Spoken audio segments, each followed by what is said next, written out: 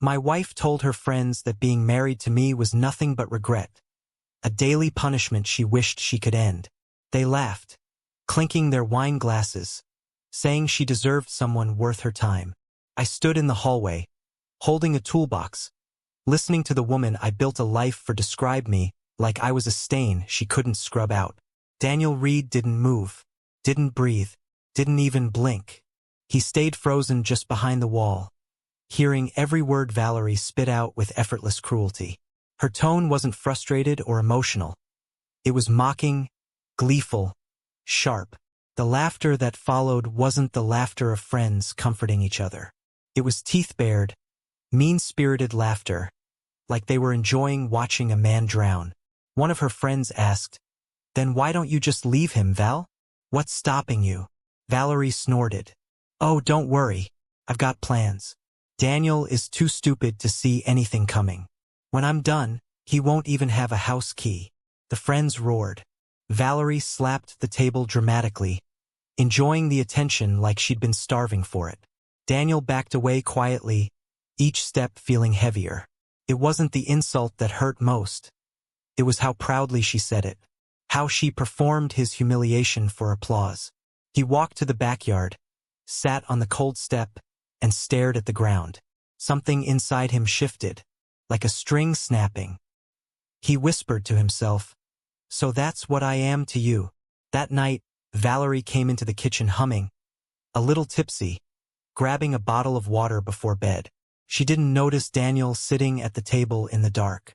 She didn't see the way his shoulders were stiff, or how he was gripping the chair like he needed to keep himself from shaking. She just breezed past him, saying, "You're up late. Don't forget to take out the trash." He didn't answer. She didn't care enough to wait. The next morning, when Daniel reached for his wallet, he noticed 3 unfamiliar charges pinging on his phone. A designer store, an upscale hair salon, and a hotel 40 miles away. He stared at the screen, confused. Valerie walked by, scrolling her phone, smiling at something. "Val," he said quietly, "did you use?" She didn't even let him finish. "Oh my God. Daniel, can we not start? I had things to take care of." "Don't be so dramatic." She walked out the door before he could say a word. But the moment that changed everything wasn't the insults, or the credit card charges. It was the letter. It came in a crisp envelope from the bank, labeled urgent. Account action required. Daniel opened it expecting some mistake. Instead, he found documents with his printed name and what appeared to be his signature, approving a loan extension tied to his business. A loan he never saw. A signature he never wrote. His stomach dropped. He drove straight to the bank. The manager, a woman named Cheryl who'd known him for years, looked concerned as she flipped through the pages. "Daniel, this says you authorized a refinance on your business line of credit 6 weeks ago." "I didn't." His voice was flat, steady, the calm before a storm. She frowned, turning the pages again. "It's signed by you. Or someone. Someone forged it," he said quietly. "And someone accessed the joint savings account too. $120,000 is missing." Cheryl's eyes widened. "I thought you knew about that transfer. It was made by your wife." The world went silent. Valerie had moved $120,000. Their savings, the money Daniel worked for years to build, behind his back. And she'd forged his name to put his business deeper in debt. Suddenly, her comment to her friends made horrifying sense. Daniel thanked Cheryl, though his voice was barely above a whisper. When he stepped outside, the cold air smacked his face. He took one deep breath, then another, hands shaking. Valerie wasn't just planning to leave him. She was setting up a financial kill shot. Back home, Valerie was in the kitchen wearing a silk robe, stirring her coffee lazily. Her hair was freshly styled, probably from the salon charge. She didn't even look up when Daniel entered. "Did you get the groceries?" she asked. He stared at the back of her head. He saw her differently now. Every arrogant flick of her wrist, every dismissive tone, every smirk suddenly fit into one chilling truth. She thought he was an idiot, a passive, harmless fool she could drain dry before walking away. He simply said, No. I forgot. She scoffed loudly. Ugh. Daniel. Seriously? Can you do anything right? He didn't respond. Didn't fight. Didn't defend himself. Because fighting gave her warning. Silence would bury her. He walked out of the kitchen, pulled out his phone, and dialed one number. His sister Linda. She picked up on the first ring. Danny? What's wrong? He exhaled through his teeth. I need help. Linda heard something in his tone that she hadn't heard since they were kids. The sound he made right before doing something irreversible. Tell me everything, she said. And Daniel did. Linda didn't gasp or interrupt. When he finished, she took a slow breath and said, Daniel. She's planning a divorce ambush. Financial fraud. You need to document everything. He nodded slowly. Valerie's laughter from last night echoed in his mind. Daniel's jaw tightened. He wasn't weak.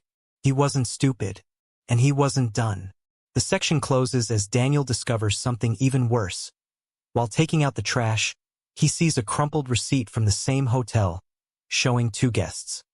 He looks toward the house, toward Valerie's shadow in the window. Betrayal wasn't the end. It was only the beginning. Daniel sat in Linda's living room with his hands clasped together so tightly his knuckles turned white. Her place always felt warm. Wood-paneled walls, muted lamps, pictures of them as kids.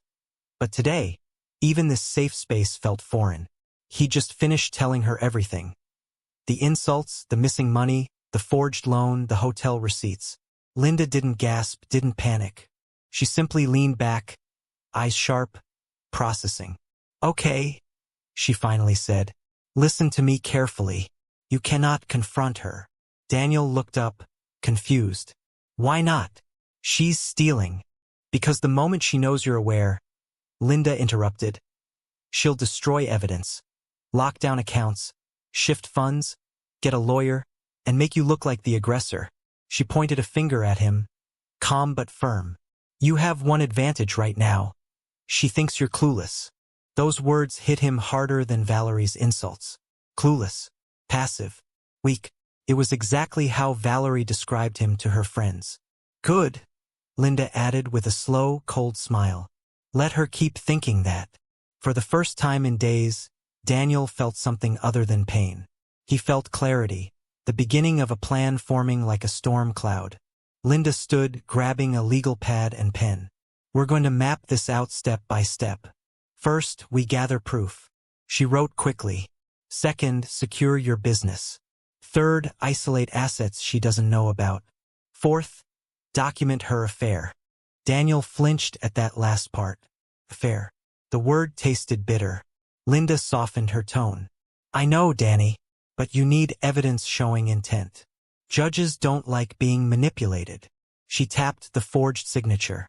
And this alone could be criminal. But we'll stack everything. Clean, airtight, undeniable. She pulled up a number on her phone. I'm calling a handwriting analyst. A real one. They'll compare your signatures. Once we have that report, her story collapses. Daniel nodded. What about the missing money? We'll trace it, she said simply. Every transaction, every transfer, even cash withdrawals. I'll help you get full bank statements. He took a long breath. She really meant to wipe me out. Linda didn't sugarcoat anything. Yes, she was preparing to burn you to the ground. But she had one weakness. What? She underestimated you. Daniel lowered his gaze. Maybe because I let her. Linda squeezed his shoulder. Not anymore.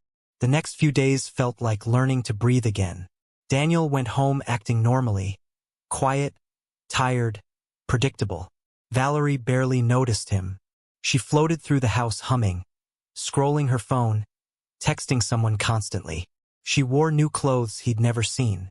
Her nails were freshly done. She walked around with an energy of someone who believed the future belonged to her. Perfect.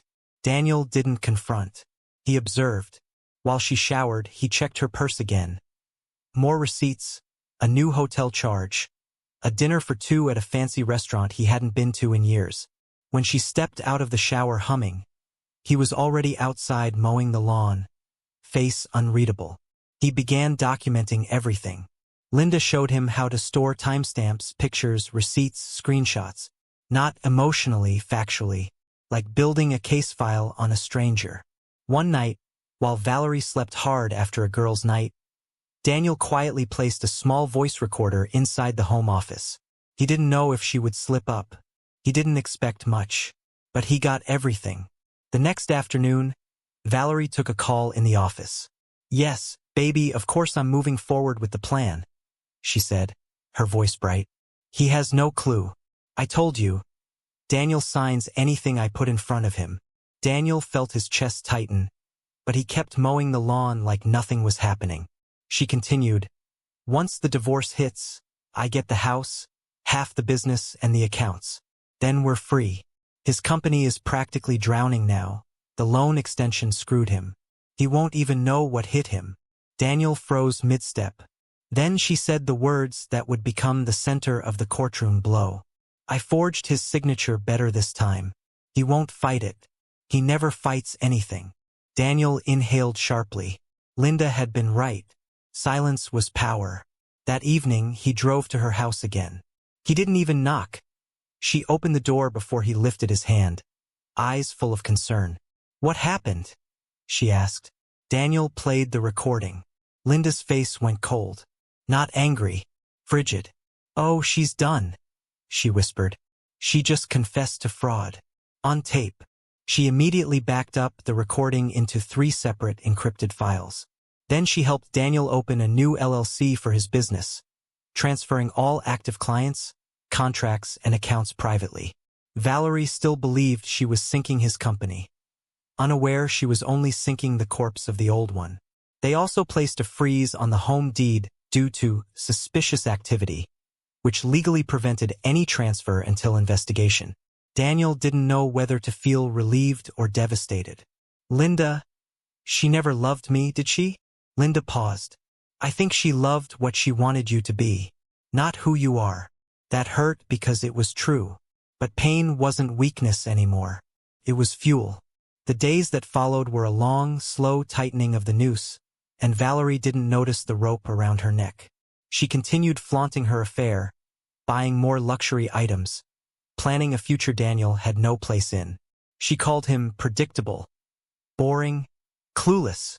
Every insult became another nail in the coffin she was building for herself. And Daniel's silence became the hammer. The section ends with Valerie telling her lover on speakerphone, laughing, "Once I'm finished with him, he'll have nothing." Daniel stood in the hallway listening, but this time he wasn't breaking. He was preparing, and Valerie's downfall had already begun. The courthouse smelled like polished wood and tension. Daniel walked through the front doors with his shoulders steady, his expression calm, almost serene. To anyone watching, he looked like a man resigned to whatever fate the court handed him. Only Linda, walking quietly beside him, knew the truth. This was the silence of a man carrying a fully loaded legal weapon. Valerie arrived 10 minutes later in a fitted designer dress, her hair perfectly curled, her makeup flawless. She strutted across the lobby like she was entering a luxury boutique, not a courtroom. Her lover trailed behind her pretending to look like a supportive friend. But the way he kept touching her arm made their relationship painfully obvious. Valerie didn't hide it. She didn't need to. In her mind, she had already won. When she spotted Daniel, a small smirk pulled at her lips. A smirk that said *pathetic. Predictable. Already defeated. She leaned down toward her lover and whispered something that made him snort quietly. Daniel didn't react, didn't blink, didn't even shift. But Valerie should have noticed what was missing. Fear. They were called into the courtroom. The judge, a stern woman in her late 50s, scanned the file briefly before beginning. Valerie's attorney, a tall man in an expensive suit, immediately launched into their narrative with practiced confidence. "Your Honor," he began, "my client has endured years of emotional neglect and instability. She has supported Mr. Reed through his failing business, taken responsibility for finances, and maintained the household while he struggled. She seeks equitable division of assets, the family home, and spousal support." Valerie nodded solemnly, as though she were the victim of some great injustice. She dabbed her eye with a tissue, forcing out a fake tear. The attorney continued, "We will show that the business is in severe financial trouble due to Mr. Reed's mismanagement. We will demonstrate that Mrs. Reed has been the stable party in this marriage." Daniel stared straight ahead, expression blank. Linda glanced sideways at him. This was the moment most people broke, hearing lies about themselves presented as truth.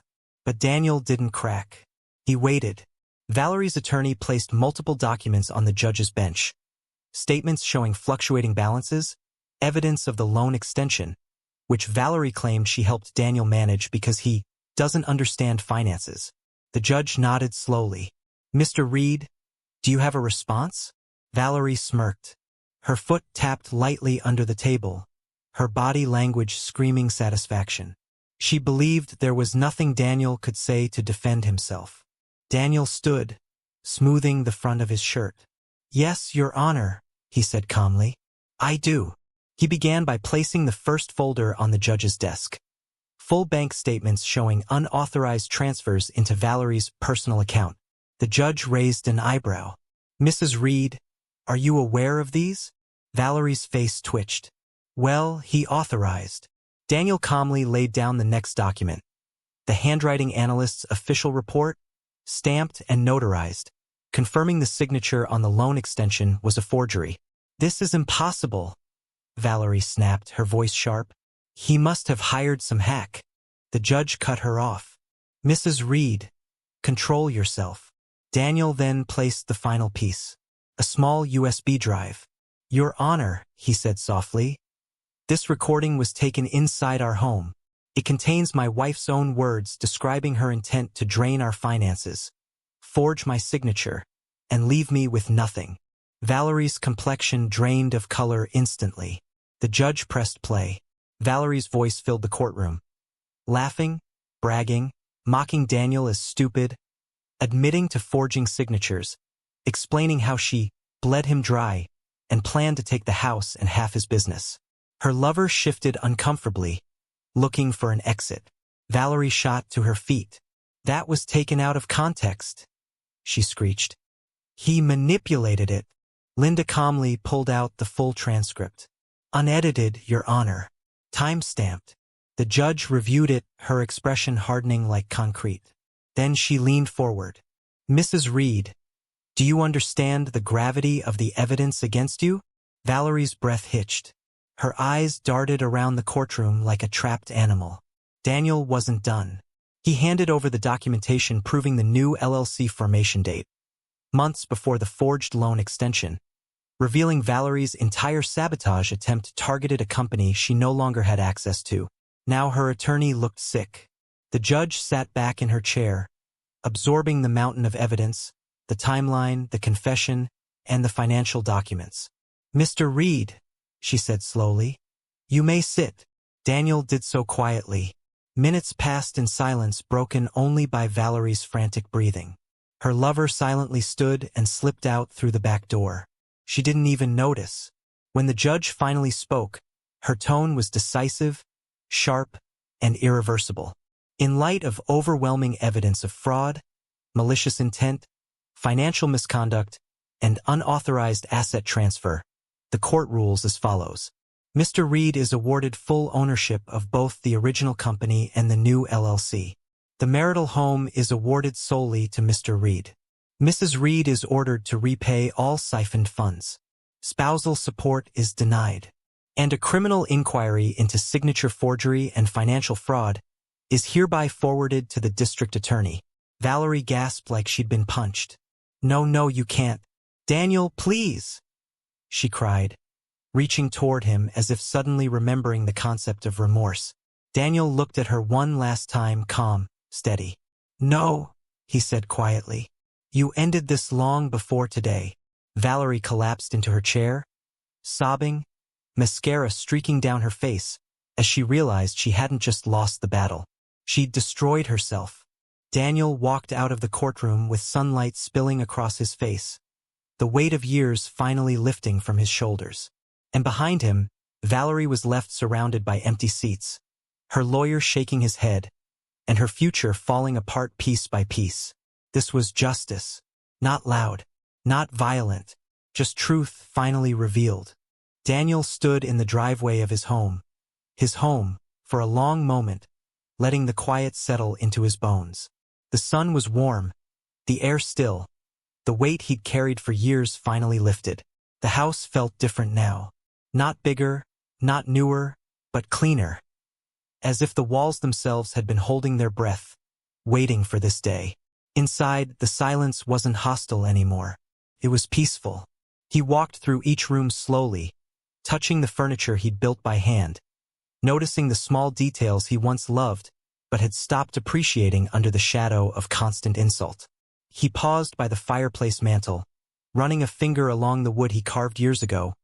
Would Valerie once criticized for being too rustic, even though she'd begged him to build it in the first place. Now, the fireplace felt like a monument to endurance, not resentment. Linda showed up later that afternoon with groceries and a bottle of sparkling water. "Celebration?" she asked, setting everything on the counter. Daniel chuckled softly. "Feels strange calling it that." "You won, Danny." She pulled him into a tight hug. "Not out of spite, but because you deserved your life back." He nodded, letting the truth of that sink in. For the next few weeks, Daniel focused on repairing the pieces of himself that Valerie had chipped away. He worked long days on renovation jobs, savoring the steady rhythm of tools and timber. It grounded him. He cleaned out the closets, got rid of the things Val forced him to keep, and reclaimed the house room by room, not with rage but with quiet restoration. Meanwhile, Valerie spiraled. Word spread quickly about the courtroom meltdown. Her lover, the so-called financial planner, moved states away after hearing the DA was reviewing the fraud case. Her friends stopped answering her calls. Her credit was frozen. Lawyers refused to represent her without massive upfront retainers she no longer had. One night, she tried calling Daniel from a new number. He let it ring until it died. She left a voicemail rambling about misunderstandings, about what they used to be, about needing just one more chance. Daniel deleted it without listening to the end. He wasn't cruel. He just no longer belonged in that world. Weeks later, Emily Carter called him about finishing her kitchen renovation, a job he'd paused during the chaos. When he arrived, she greeted him with her usual warm smile, the kind that didn't pity him, didn't pry, didn't try to fix anything. She simply offered him a cup of coffee and a quiet place to work. For days, they moved in a natural rhythm. She cooking while he worked, her asking him questions about wood finishes, him explaining with a gentle enthusiasm he hadn't felt in years. Every so often, she'd glance over with soft admiration, noticing the care he put into every detail. On the sixth day, while Daniel was installing cabinet lights, Emily leaned on the doorway and said softly, "I heard about what happened. I'm sorry you went through that." Daniel paused. "I'm not," he replied quietly. "Not anymore." She didn't push. She just nodded, as if understanding a private truth without needing all the details. When evening came and the final cabinet door clicked perfectly into place, Daniel stepped back and admired the work. Emily stood beside him, shoulder brushing his gently. "It's beautiful," she whispered. "It was a good distraction," he admitted. Emily looked at him for a long moment, then asked, "Do you want to stay for dinner? I made too much, and it feels like you could use someone to talk to." He considered declining out of habit, out of the reflex of someone who'd spent years tiptoeing around criticism. But something inside him softened. "I'd like that," he said. They ate on her small back porch under string lights that gently swayed in the breeze. The air smelled like rosemary and warm bread. They talked. Not about Val, not about pain, but about childhood memories, favorite books, the projects Daniel dreamed of building someday. Emily listened like every word mattered. At one point, Daniel looked out at the dusk settling over the yard and said quietly, "It's strange. People think silence makes you weak, but sometimes it's how you win." Emily reached out, gently covering his hand with hers. "Sometimes silence is how you heal too." He exhaled, feeling a tightness in his chest finally loosen. If someone had told him months ago that he'd sit here, Not broken, not bitter, but rebuilding. He wouldn't have believed them. But betrayal had a way of clearing ground for better foundations. As they sat together, the calm settling between them, Daniel added softly, "You know, hearing stories like mine helped me realize I wasn't crazy. I wasn't alone. Maybe if more people heard stories where truth actually wins, they'd find their strength too." Emily smiled gently. "Maybe you should help tell them." Daniel's lips curved into a small, genuine smile, the kind that made him look younger, lighter. After dinner, Emily walked him to the door. "Thank you for today," she said. "Me?" Daniel chuckled. "I should be thanking you."